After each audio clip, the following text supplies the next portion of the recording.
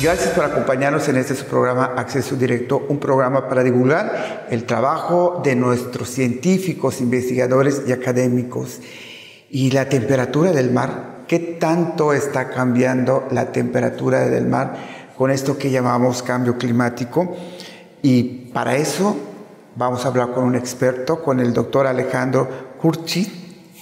Es oceanografía, o está en la parte de la oceanografía física. Él pertenece al Laboratorio de Ingeniería y Procesos Costeros, pues de acá del Instituto de Ingeniería de la UNAM en CISAL. Doctor, gracias por su tiempo y gracias por su disponibilidad. No, gracias a ti, Freddy, por el interés en el tema. ¿Por qué medir la temperatura? Cuéntenos. Bueno, mira, en el mar, uno de los parámetros ambientales más importantes para la vida y para los procesos termodinámicos, físicos, es la temperatura del mar. La temperatura del mar es un parámetro, digamos, relativamente fácil de medir y con mucha información muy importante para una serie de procesos marinos que tienen implicaciones fuertes para la sociedad.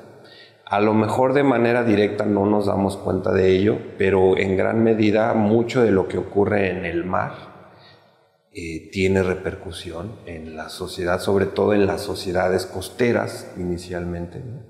Y bueno, el clima de la Tierra, que es como la variable que pudiéramos pensar como que más nos puede afectar, tiene una fuerte relación con la temperatura, ¿no? Doctor Alejandro, sabemos que hay variables, parámetros ambientales, parámetros físicos del mar, como podría ser la misma temperatura y la salinidad. ¿Cómo está el océano o las mediciones que usted ha hecho aquí en la costa norte del estado de Yucatán o en otros lugares? Mira, nosotros aquí en el estado de Yucatán tenemos diferentes puntos de medición que queremos sostener de manera permanente en el tiempo. Es importante tener grandes mediciones tanto de diferentes parámetros. Podemos empezar con salinidad y temperatura, que son, te decía, parámetros relativamente fáciles de obtener, bueno, de medir más bien.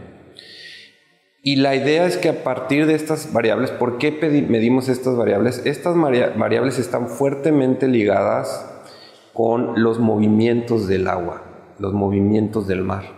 Nos ayudan a definir corrientes, nos ayudan a definir conectividad de regiones. Por ejemplo, qué tan conectada está la región del Caribe con el norte de Yucatán, qué tan conectada está la costa oeste, la costa campechana con la costa norte, pensando en un sistema que más bien podríamos llamarle la península de Yucatán. Claro. Estamos hablando de un sistema que tiene fronteras este, oeste, norte, ¿no? Al norte pues es lo que nos corresponde como estado, al este pues está el mar Caribe o la región de Quintana Roo, al oeste está el estado de Campeche. Sin embargo, biológicamente, naturalmente, atmosféricamente y oceanográficamente es una sola región que se puede llamar la península del Yucatán o el sureste del Golfo de México. Entonces, a partir de estas dos variables podemos empezar a vislumbrar cómo es que se intercambian propiedades entre unas costas y otras, entre una región marina y la otra. Y eso, pues, tiene implicaciones para muchas cosas de interés social. Por ejemplo, si llegara a haber un derrame de petróleo en la sonda de Campeche, pues una pregunta obligada es, ¿y nos va a llegar a nosotros ese petróleo a Yucatán? ¿Le va a llegar a Quintana Roo? Mucha gente se ha preguntado si el sargazo que llega a las costas caribeñas logra llegar a Yucatán, logra penetrar hasta Campeche. Este tipo de cosas, digamos, indirectamente, además, a partir de los datos de temperatura y salinidad, claro, con mucha matemática y muchas fórmulas, podemos obtener las corrientes marinas de manera indirecta y poder también hablar de la conectividad entre estas regiones. Eso es por un lado. Y por otro lado, La temperatura está fuertemente ligada a los procesos de la atmósfera, a las estaciones del año, a la temporalidad, y define, hay muchos organismos marinos que están fuertemente gobernados por los cambios de temperatura, ¿no? El cambio de temperatura en el mar es un tema del que se habla mucho en estos tiempos por el cambio climático, ¿no? Por ejemplo, pues todo el mundo de alguna manera tiene esta idea o ha percibido que, por ejemplo, el agua de mar responde un poquito más lento a los cambios de temperatura ambiental. Por ejemplo, si está haciendo mucho calor en la playa, en la tierra, cuando nos metemos a un cuerpo acuático, inmediatamente nos refrescamos, aunque estemos en el mismo lugar. Eso demuestra que la capacidad del agua para absorber el calor atmosférico es más lenta, y entonces al ser más lento no quiere decir que no se está calentando, sino quiere decir que le está tomando más tiempo en cambiar su temperatura, y tú inmediatamente sientes una sensación de alivio porque sientes que entraste a un lugar más fresco. Claro. ¿No? Cuanto y más si fuera un cenote o algo así, porque además es agua subterránea con menos oportunidad de calentarse directamente por el sol. Pero en el mar, inclusive estando en el mar, o sea, tú estás en Progreso en pleno mayo, abril, con un calor fuertísimo en la playa, y entras al mar y sí sientes una cierta mejoría térmica, ¿no? Eso te está demostrando que la temperatura de agua en el mar es importante, porque si tú llegas a calentar esa agua de mar, pues te la va a devolver, te va a devolver ese calor a la atmósfera. Y entonces, si ya calentaste el agua del mar, la atmósfera va a estar más caliente. Entonces va a ser más fuerte la sensación térmica en la playa que la que tenías antes. Eso es por un lado. Y se está calentando el agua de mar del Caribe, de la costa norte y de la zona de Campeche. Se está calentando todo el mar a nivel mundial. Esa es una situación real. Y sí hay modelos que predicen a qué velocidad se está calentando. ¿A qué velocidad? No, o sea, yo creo que en los próximos 10 años vamos a empezar a percibir más calor, por un lado. Y eso pues tiene repercusiones a otro nivel, porque pues puede afectar los casquetes polares. Al estar más caliente pues el hielo se derrite, y eso tiene otra situación ecológica importante, porque va a haber más agua disponible en el mar y puede haber una sobreelevación del nivel del mar. Entonces va a haber más avance del mar a la costa. Digamos, la línea de costa natural podría ser que cambie. Esto es un proceso muy largo, ¿no? Estamos hablando de décadas, pero sí está ocurriendo. Entonces, digamos... Y la intrusión del mar al manto acuífero dulce. Pues también, porque va a haber más presión. O sea, imagina que va a haber más agua disponible empujando hacia la tierra, y luego, pues como pueden ver aquí en Mérida, pues que están viendo este gran fuerte desarrollo, o sea, estamos teniendo muchísima gente llegando, así como yo, que venimos de otras partes del país y venimos a habitar aquí. Hay más extracción de agua dulce. Entonces, si tú le sacas el agua dulce y luego metes más agua salada, pues obvio va a haber más intrusión, pero eso se va a ver a más largo plazo, ¿no? O sea, digamos, no... Ahorita es difícil dar perspectivas de eso, pero bueno, volviendo al tema de la temperatura, pues es una de las... Doctor Alejandro, igual hay variables o parámetros biogeoquímicos. Por ejemplo, ¿qué va a pasar con los nutrientes que están en el mar con el calentamiento? ¿Qué va a pasar con el oxígeno? ¿Va a haber más oxígeno? ¿Cómo le afecta el oxígeno a los organismos y la clorofila? Bueno, aquí pues estás tocando otro tema importante del mar, ¿no? O sea, todo esto guarda una relación, ¿no? El ambiente marino está en equilibrio, digamos, ¿no? Entonces, todos los recursos marinos que se sabe existen en las costas de la península de Yucatán están en relación con sus parámetros físicos, como sería la temperatura y la salinidad, como su biogeoquímica. La biogeoquímica, por ejemplo, son todos estos nutrientes que vienen del continente al mar, ¿no? Por ejemplo, pues ya sea a través del acuífero, a través nosotros no tenemos grandes ríos, pero sí tenemos muchos manantiales en el subsuelo marino que están donde, pues como pequeños ojos de agua donde está emanando agua dulce al ambiente marino, y por esos cenotes, por esos pequeños manantiales, pues salen nutrientes que vienen del continente, ¿no? Así como pues también desgraciadamente a través de las descargas de aguas residuales pues estamos inyectando más nutrientes y contaminantes en el mar. Y bueno, de alguna manera estos nutrientes se redistribuyen a través de las corrientes o la mezcla que produce el mar.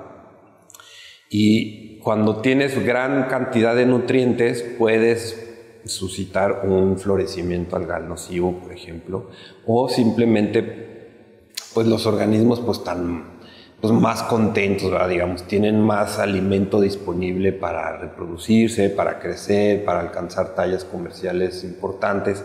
También todos estos organismos tienen fuerte relación, como te decía, con la temperatura, ¿no? Por ejemplo, muchos organismos, en particular, por ejemplo, el pulpo, que es un organismo muy importante económicamente, tiene una temperatura tiene un límite de temperatura al pulpo para reproducirse. El mar no puede rebasar ciertos valores de temperatura, me parece que son 26 grados centígrados. Si el agua de mar está por arriba de los 26 grados centígrados, al pulpo no le gusta reproducirse. O bueno, creo que esa información no es tan cierta. Creo que sí se reproduce, pero sus huevos, el colocar en sus huevos, digamos, no son lo suficientemente fuertes para que el pulpo logre nacer. El huevo como que se va debilitando y el pulpito, el que está creciendo ahí en el huevo, no nace. Entonces trae repercusiones fuertes para la pesca comercial o para la vida de este organismo en sí, porque la temperatura no fue la más adecuada para pues, traer nuevas generaciones de pulpo al mar, ¿no? Y entonces todo está interrelacionado, Pero también entre estos nutrientes que hablábamos, también hay mucho contaminante que está contaminando ahora sí a los organismos marinos. Sí, hay muchos estudios que están estudiando eso. Cuando, por ejemplo, ahorita estamos sobre un trabajo tratando de estudiar los florecimientos algales nocivos, esto que comúnmente se conocen como mareas rojas. ¿Y usted quiere que las mareas rojas sean más frecuentes acá? Bueno, justamente las hipótesis que están ahorita es que han empezado a haber más eventos de marea roja de lo que había antes, y puede estar en relación al calentamiento del mar, y lo que hay que medir con mayor continuidad y más severidad es la calidad de agua. Todo esto se conoce como calidad de agua, ¿no? Medir parámetros biogeoquímicos y físicos se le llaman estudios de calidad de agua, para saber si tenemos más disposición de nutrientes. La probabilidad de que haya un florecimiento algal nocivo estadísticamente es mayor.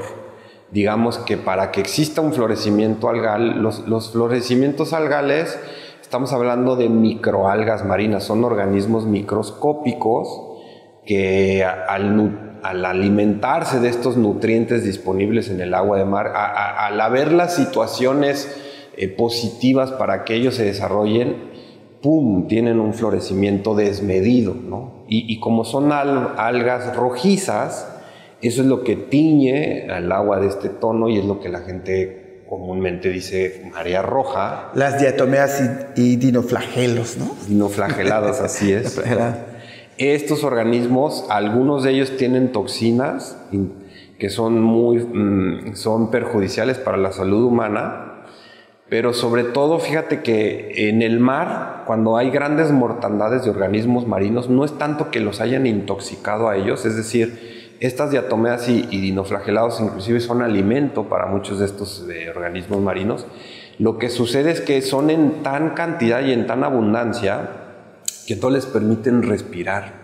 Les tapan las branquias y entonces mueren asfixiados los organismos. No pueden respirar y mueren asfixiados. Y eso es por lo que tienes una serie de peces.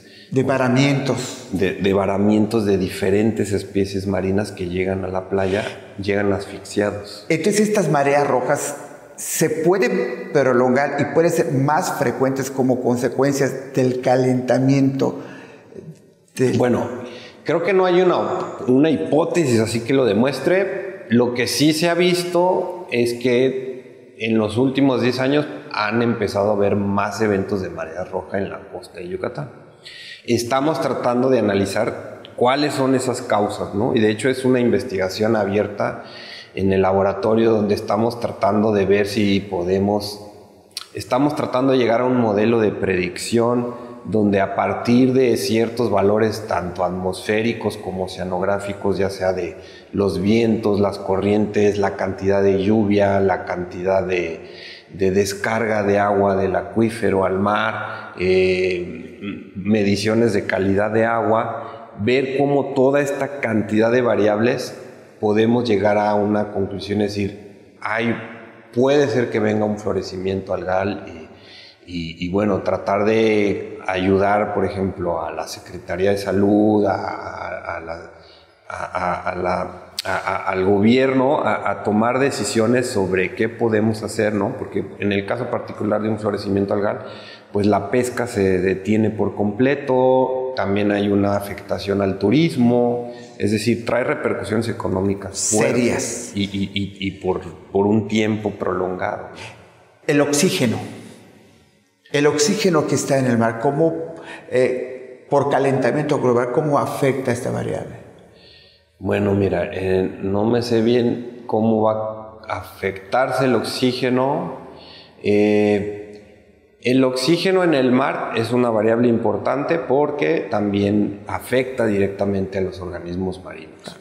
Entonces, por ejemplo, pues una manera de verlo es cuando un cuerpo de agua no tiene oxígeno, pues está pestilente, por ejemplo, está anóxico, ¿no? Cuando el agua en los manglares, por ejemplo, que tiene este olor fuerte, es porque pues, hay muchos procesos biológicos que consumieron el oxígeno y tiene este olor fétido, que significa que el agua, pues, por ejemplo, puede estar fuertemente cargada de nutrientes.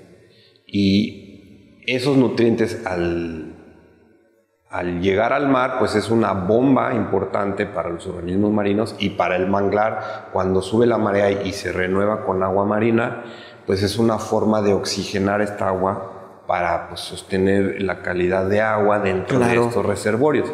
Entonces, el oxígeno en sí está también en función de la cantidad de organismos, de microorganismos presentes en él. Y obviamente, pues, el oxígeno está en fuerte relación con el intercambio atmosférico y con los intercambios de aguas costeras, ¿no? Y también, obviamente, con lo que te decía, la comunicación entre zonas marinas. Por ejemplo, hay un fenómeno oceanográfico muy importante para la península de Yucatán que se llaman las urgencias costeras. Estas urgencias es como agua más fría. Mucha gente en Yucatán sabe que de repente muy cerca de la costa el agua está fría, como si fuera un cenote. La surgencia, para quien nos está viendo, es cuando choca la corriente que viene del canal de Cozumel con una piedra o con una elevación, y eso hace que el agua fría que nos bañe. Exactamente. Esa agua viene del Caribe, de zonas más profundas que nosotros no tenemos como península de Yucatán. O sea, la situación es que tenemos un mar muy somero. No tenemos grandes profundidades donde el agua por sí sola se enfría y tiene otras condiciones biogeoquímicas que hacen que cuando esta agua sube del Caribe y baña la costa yucateca se siente un agua más fresca, menos cálida de lo que teníamos anteriormente, ¿no? Y estas urgencias traen toda una diferencia en condiciones biogeoquímicas y físicas que son muy favorables para la vida en Yucatán. De hecho, la surgencia costera es uno de los fenómenos naturales más importantes para la biogeoquímica de la región. Y con cambio climático, ¿qué pudiera pasar? Pues mira, sí puede ser que se apague esa surgencia y eso sí sería muy lamentable. Sería fatal. Probablemente sí, porque justamente esta agua de surgencia es la que de alguna manera dicta la gran cantidad de recursos marinos que tenemos. Por ejemplo, el pulpo. El pulpo es un organismo que se favorece enormemente. Por la fría, por esa agua fría. Por esa lengua de agua fría, de condiciones diferentes que llegan a Yucatán. Doctor Alejandro, entre lo que está midiendo usted de la temperatura en el océano, que pues las predicciones dicen que va a ser más calientes, ¿cómo quedarían las corrientes, el oleaje y el viento? Bueno, pues como no sé si han percibido con el paso del tiempo, al haber más calor, hay más energía. Imagínalo como si fuera una locomotora. Tú le echas más carbón al motor, pues la locomotora va a dar más duro. Claro. Y entonces, pues, ¿qué repercusión tiene eso? Pues va a haber, puede ser que hayan más huracanes, más nortes, más fuertes, más severos. Entonces hay más energía disponible para la atmósfera y pues se tiene que utilizar, digamos, los huracanes, las tormentas tropicales de alguna manera son como escapes de esta energía disponible, son como estos escapes de salida de toda esta energía que está disponible en la para atmósfera. Poder templar. Pues para llegar a un equilibrio, ¿no? Entonces, el calentamiento global se dice que las corrientes del Atlántico están frenándose. El Atlántico tiene una forma de circular, digamos, de Europa hacia América y de América hacia Europa. Es un gran círculo que da vuelta a favor de las manecillas del reloj. Ese gran círculo está girando cada vez más lento. Si eso llegara a suceder, con el paso del tiempo, esta corriente que estamos diciendo, la razón por la que el agua fría sube a la península de Yucatán, de esta región profunda del Caribe, es por el choque de este jet costero que hay en el Caribe. En el Caribe las corrientes son ríos de agua, o sea, si tú vas a Cozumel y te echas a nadar, te lleva literalmente la corriente, ¿no? O sea, si esa corriente se frenara, ya no, tal vez se afectaría enormemente el surgimiento de agua para Yucatán. Porque si la corriente es más lenta, ya no alcanzaría la fricción a subir el agua a la península. Entonces es probable que la surgencia se debilite y haya menos agua fresca en Yucatán. Los vientos. Bueno, los vientos son más agresivos. O sea, los huracanes tenderían a agarrar más fuerza. Los nortes, no estoy seguro qué puede pasar con ellos, no sé si se debilitarían, pero los huracanes son más fuertes, eso sí. Doctor Alejandro, de verdad, gracias por regalarnos sus conocimientos. ¿Y cuáles son las predicciones? Pues, ¿cuáles son las predicciones? Pues mira, la verdad es que a mí no me gusta mucho hablar del futuro. Creo que lo hemos percibido, cada vez hay más tormentas, el agua se está modificando. ¿Qué va a pasar? Pues los modelos dicen que sí se está calentando la Tierra, ¿no? ¿Y a qué velocidad ocurra esto? Pues no sé, depende de a qué velocidad nos adaptemos todos a cambiar muchos hábitos de vida que tenemos.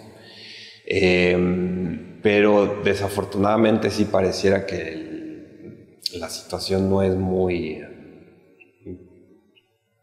estable, ¿no? Ya este año tuvimos 2 huracanes que nos pasaron muy cerquita, ¿no?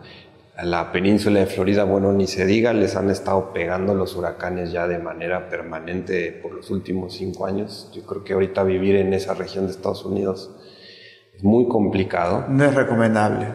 Pues es complicado, ¿no? Es una región donde sí o sí pasan los huracanes. Aquí nosotros hemos tenido mucha suerte. Este último huracán que nos pasó, Milton, casi pudo haber sido una situación muy caótica para el estado de Yucatán. No lo estuviéramos contando. No, porque además, fíjate cómo la vida es caprichosa. Ahí se juntó un norte con un huracán. El frente frío hizo que el huracán se nos viniera encima. O sea, el frente frío es una pared del tamaño del Golfo de México que viene empujando del norte hacia el sur. Y el huracán es un fenómeno atmosférico que quiere correr hacia el norte, hacia el noroeste siempre. Y al pegar con la pared de aire del norte, nos lo devuelve y sin querer la curvatura que toma, porque digamos, este huracán lo que venía persiguiendo o con lo que venía rebotando era con la pared del frente frío. Y esta pared coincidió con la costa de Yucatán. Si ese frente frío hubiera bajado más, se hubiera acercado más a Yucatán, nos hubiera aventado al huracán encima y hubiera corrido por toda la costa de Yucatán. Pero además fue un huracán atípico porque fue del oeste al este. Eso atípico fue por el frente frío. El frente frío lo obligó a dar una vuelta que no estaba predicha que tenía que dar. Y te digo, se alineó el frente con la costa. Si ha bajado más el frente, hubiera sido muy lamentable porque generalmente un huracán pega, o sea, digamos, entra por el Caribe y sale por algún lado. Entonces, bueno, le pega o a Cancún, o a Tulum, o a Chetumal, pero no le pega a Chetumal, a Tulum, y a Cancún, y a Holbox, y a ¿me entiendes? Se hubiera ido desde Celestún hasta Silam de Bravo completito, o sea, le hubiera pegado a toda la costa yucateca, no a un lugar como fue lo que sucedió, lamentablemente, que afectó a Celestún. No, le hubiera pegado a Celestún, Cisal, Progreso, Telchac, Chelem, hasta Silam de Bravo. Pudo haber cambiado ahora sí la morfología y geografía de la costa yucateca. Completamente, porque además venía de categoría 5, o sea, ahorita estaríamos platicando de otras cosas.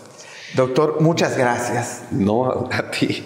Muchas gracias por regalarnos su conocimiento y ustedes, gracias por acompañarnos.